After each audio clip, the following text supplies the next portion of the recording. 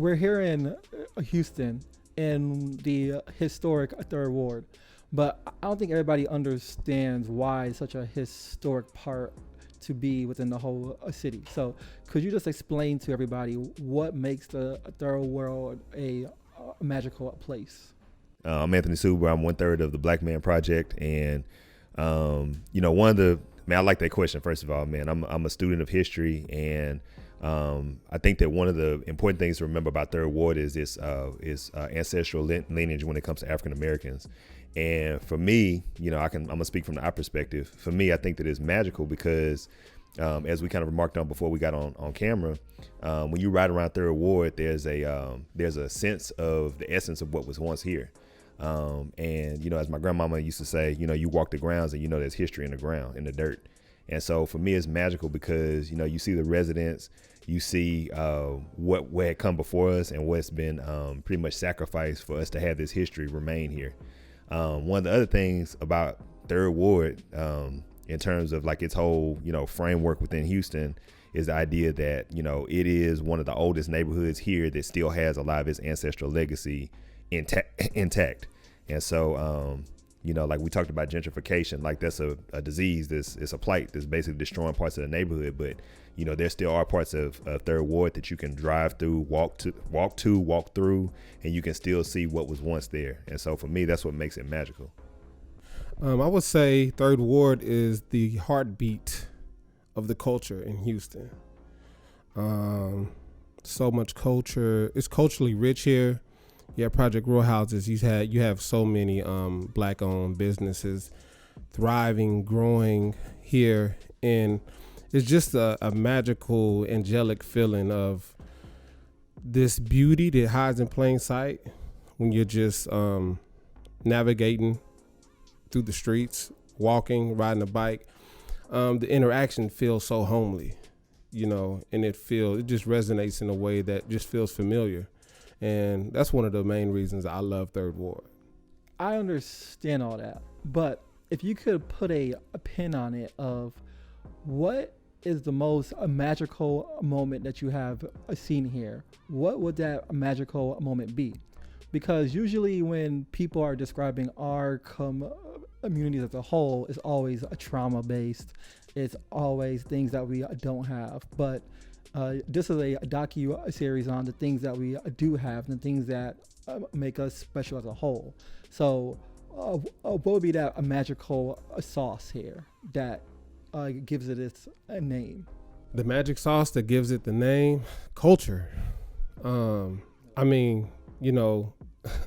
can literally walk around the corner and go get the best batch of cookies from Crumville. Then I can walk 2 blocks up and go to vegan soul food. Then I can walk another block over and go to Green Seed Vegan, and go down the street from there, go to Breakfast Club, and then go around the corner from there, and I'm going to Reggae Hut. And all these places are Black-owned spaces.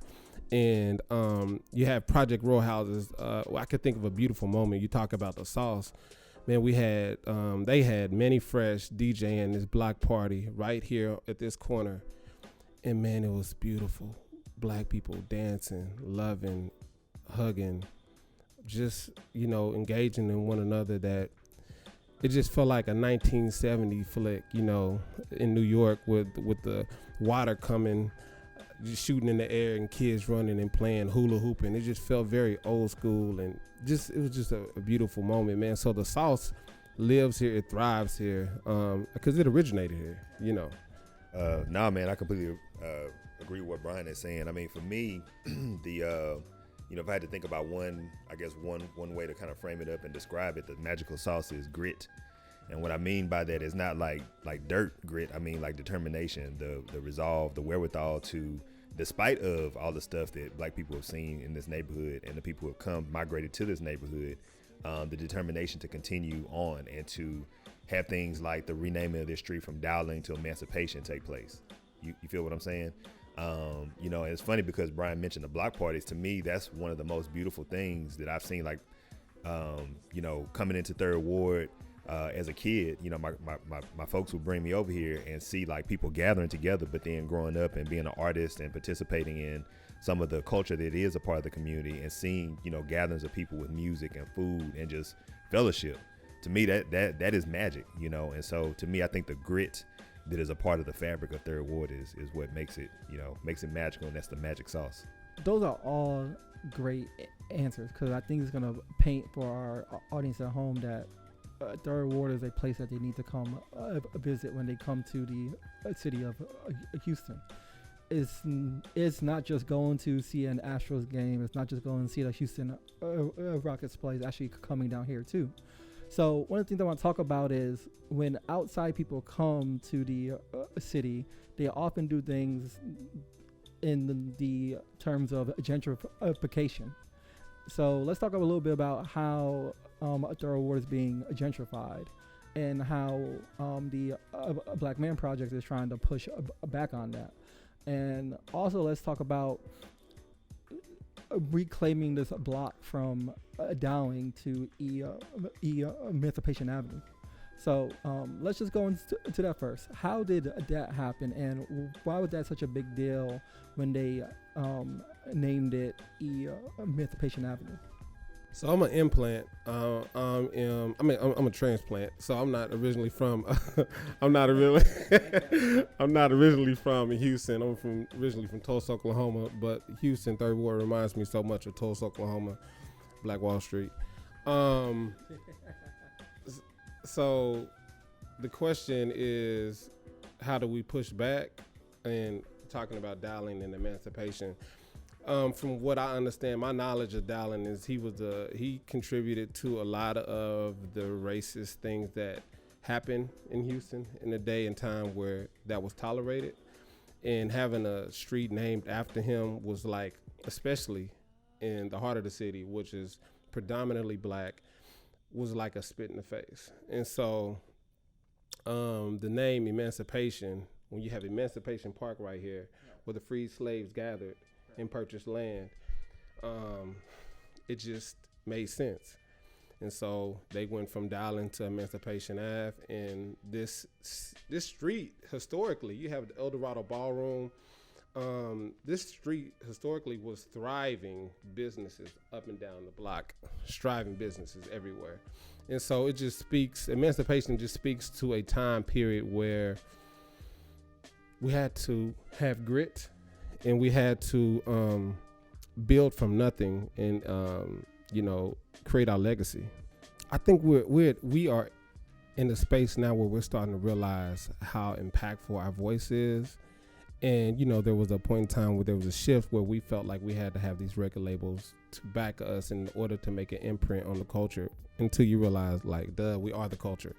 And so, I mean, to reignite El Dorado Ballroom in a way, in the capacity in which it needs to be, is just like taking ownership of our own voice and, creating more conversation in spaces, just using the El Dorado Ballroom just to do more work, for concerts and things like that. Yeah.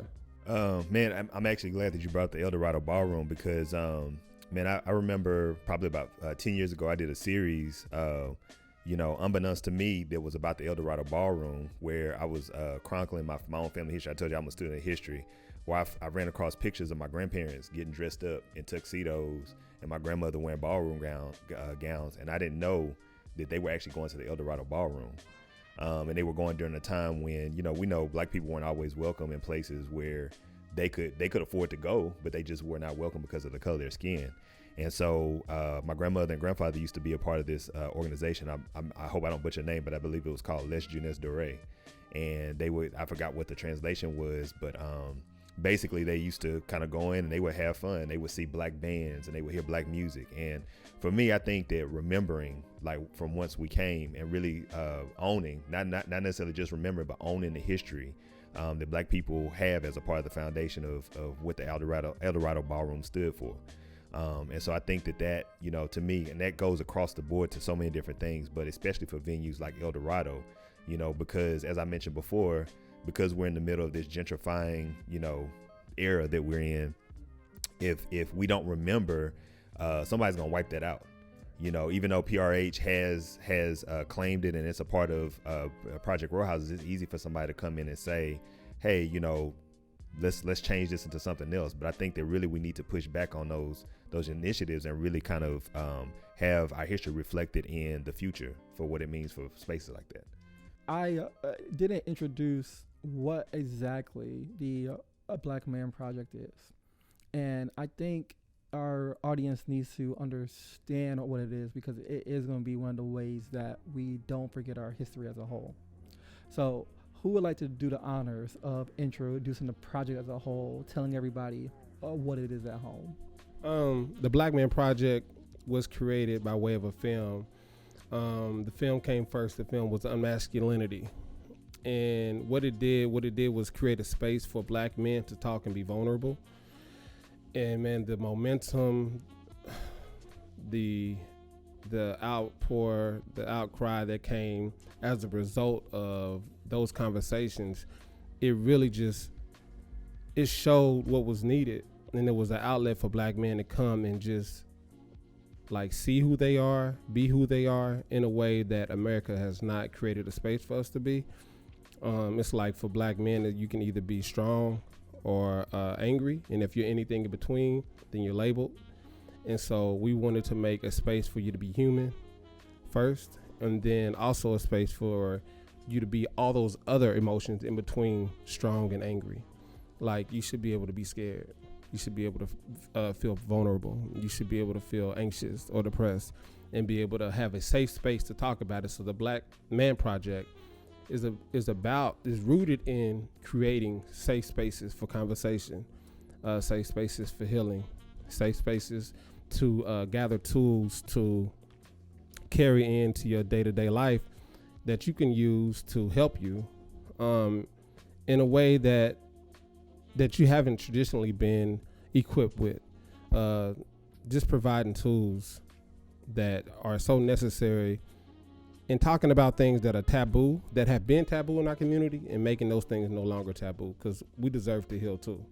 And so that's what the Black Man Project is rooted in. What Brian is describing is based in, so we are a threefold. So it's myself, Anthony, who I'm a sculptor and artist, Brian, who's a cinematographer, filmmaker, writer, and then Marlon Hall, who is a filmmaker and anthropologist. And so, but before the project existed, before Brian even made the first iteration of the film, we were all friends. We were doing life together, as Marlon if he were here, he would say. And so, out of the need for healing, for having a space to mentally process, to just be free about who we were as Black men, as fathers and as husbands at the time, and really kind of be free to kind of express ourselves through life changes. We saw a need for other men to have this space to process. And as Marlon would say, I'm going to kind of do his job since he's not here. But I'll speak for him and say that, really, we just had conversations as friends. And Marlon does his work, which is, I believe, what he's doing right now. He's traveling, doing anthropological work around the study of humans and hosting salon dinners, really. And so the threefoldness of our project came from elements that we all kind of embody, and it fit together so nicely. So Brian with his filmmaking and narration, me with my wearable sculptures that are masked, that talk about, what it's like for Black people to navigate spaces that are not intended for them. Marlon with his anthropological work, looking at both sides of the coin. And so those parts fit together so nicely that we how could we not put together a nonprofit and travel, the nation, telling these stories and capturing what it's like for people of color.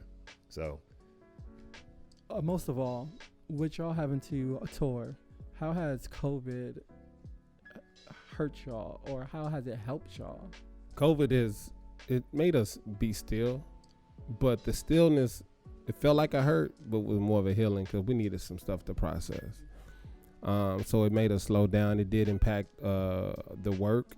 It made us have to reimagine what that looks like right now.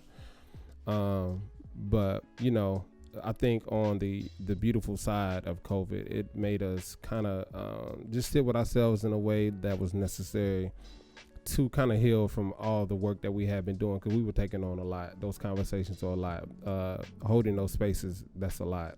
And so it allowed us to do some processing and also some building and some reimagining one another. Yeah, I'll just keep my response short. I think for us, also in addition to what Brian talked about, Like we've been able to, we talked about, hopefully you guys get a chance to see the mural that we were able to produce in collaboration with Project Row Houses.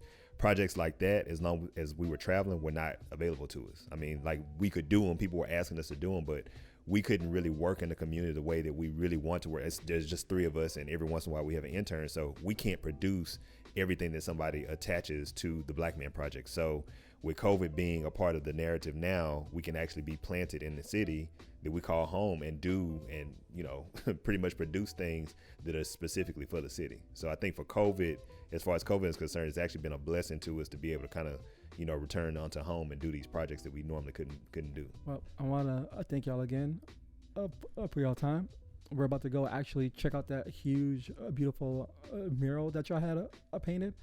Are there any closing words that you would like to give the audience, or any Easter eggs that y'all dropped in the mural outside?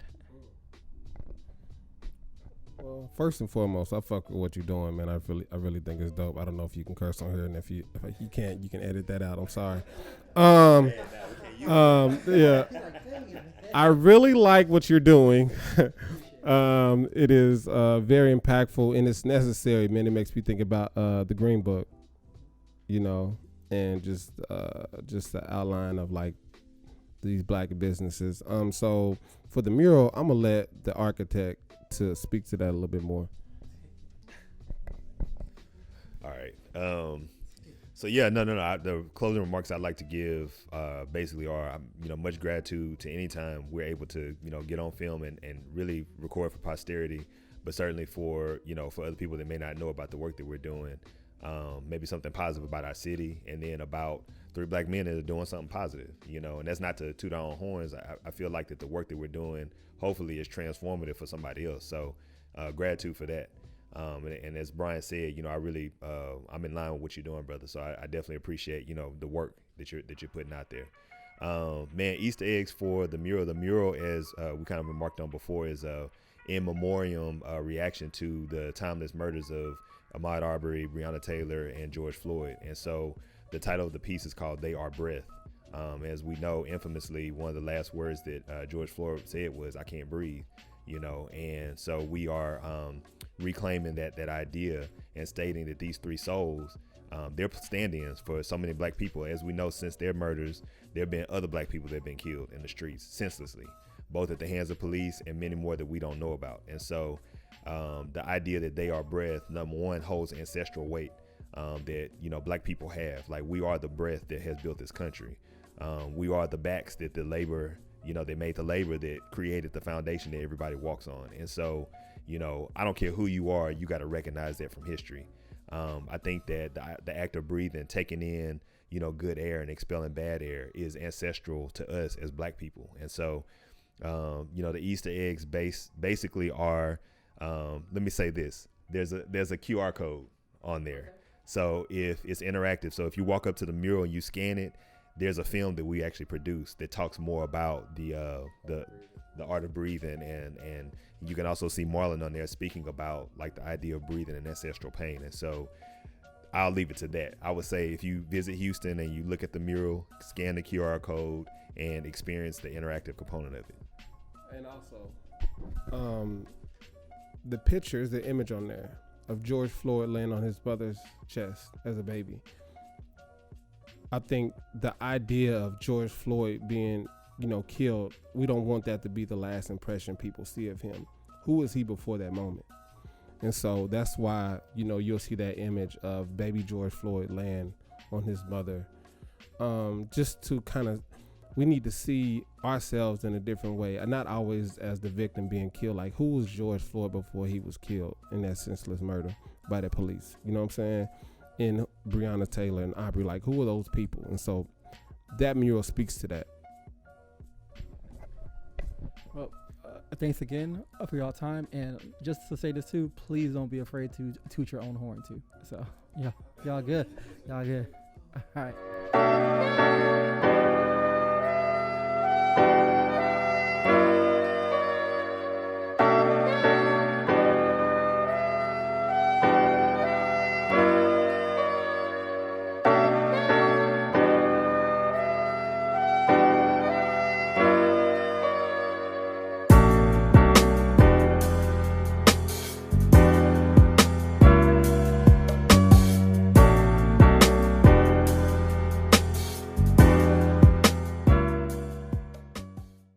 What's up, everybody? Here now with one of the best barbers in the whole entire city of Houston. I can't give the man justice about why he is the best, so I'm going to let y'all hear from the man his own self. Hi, everyone. I'm Ray V. Johnson Jr. I'm the owner of Man Beyond the Mirror Enterprises and the owner of Crown Loft Barbershop.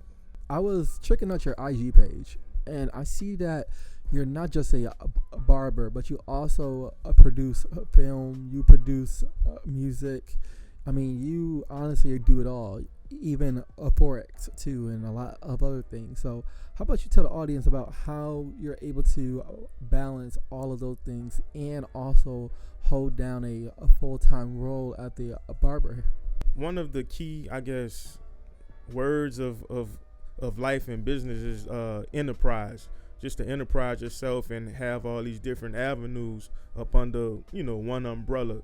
That's how you continue to grow your business, rather than having just all your eggs in one basket, but just be able to branch out to all different areas. So that's one of my key things to do, is just always evolve, elevate, be ahead of the curve on every type of business rather than getting stuck in one genre. So what's been key to help you pivot in terms of not getting overwhelmed all the time? Not getting overwhelmed all the time is to really, be organized, from a spiritual sense, just thinking every day, having everything thought out of what I'm going to do, what's my next step, what's my next level, just being structured, that kind of helps. A lot of people think just because you're an entrepreneur that, okay, I can wake up when I want to, go to work when I want to. I think you have to have some type of structure and discipline about yourself. That's what sets you aside from people on the ground level. That's what make you a part of the elite. So I remember we were just talking off camera, and you had mentioned to me that you actually sold up the whole NOLA market. And you had to come over here so that then you could then sew up the Houston market. How were you able to capture such a vast market while down there? Oh man, just being a professional at my craft and bringing something different to an environment that you come from. That's how you can kind of corner the market real fast. So, and that's what happened. That's what took off fast for me. Straight out of barber school, just cornering my market, being the top barber in that area. And once I got to that, it was almost like, okay, let me move to a next level. That doesn't mean that New Orleans is beneath me or that I've forgotten about it. It's just about me elevating to a more environment. Like, why be the king of a pond when you could be the king of an ocean? I know that with you taking over the whole Houston market now, that you've had to cut some incredibly notable people. Who has been the top 3 notable clients that you have cut? My top 3 clients would be Derek Luke, Michael B. Jordan, maybe Lawrence Fishburne. Out of them top 3, like, far as what I ran across in the movie industry, just the professionalism, the humbleness, just all these different, traits of just saying how a black man works in his element. Yeah, that's probably my top 3. So, owning your own business is hard. And we often don't talk about what has been the most difficult time that you've had during this whole entrepreneurship journey, especially as a black man. What would you say has been the most difficult journey that you've had so far? Not to sound cliche, just the beginning of any journey. I think that's the hardest part, because you see where you can go and where you're trying to get to, and just the humbleness of every day of, like, starting from 0 clients to over 500 clients. Just the everyday thought of, like, okay, I know where I want to be at, but I'm physically here right now, so the only way to go is up from there. So, like, that's probably, like, just going back to that time, just the humbleness of, like, okay, we don't have too many clients, or you struggling, you adding up how many clients you're doing for the week and it's not paying the bills and starting over and stuff like that. I think that's most pivotal for like any entrepreneur. If there was one more industry that you could get into, even though that you're all already doing like 20 of them, what would that one industry be? I think like something that's totally opposite of what we do every day from a finance perspective, where we just think about circulating money. But I would go into the opposite direction of like natural resources, like like water development, like stuff like that, stuff that's going to be around for a long time, that don't necessarily have to deal with sitting in a corporate office with chairman and all that. I think if we stick to like our natural elements of how earth came to be and how we can pour back in the earth and to get it back to its natural state, to where people can actually drink clean water and dig from our own natural resources and find our own jewels and gold and stuff like that. I like that type of element, that type of vibe of, yeah. If you could give one piece of advice to anybody that's watching right now that truly wants to emulate what you've done, what would that advice be? Oh man, just not box yourself in. Have an open mind of always being a chameleon, being able to change and add on, constantly add on to your repertoire, whether it be from a business sense, a spiritual sense, a personal sense. Just continue to add on. Like, don't get stuck with being the same each and every day. Whatever you can add to yourself, add to your repertoire to get better, just do that, Oh, well, my man, thank you a ton for your time. I understand that you're extremely busy because you're always working 25 hours, 8 days out the week. So I'm going to cut this right now, but thanks again, my man.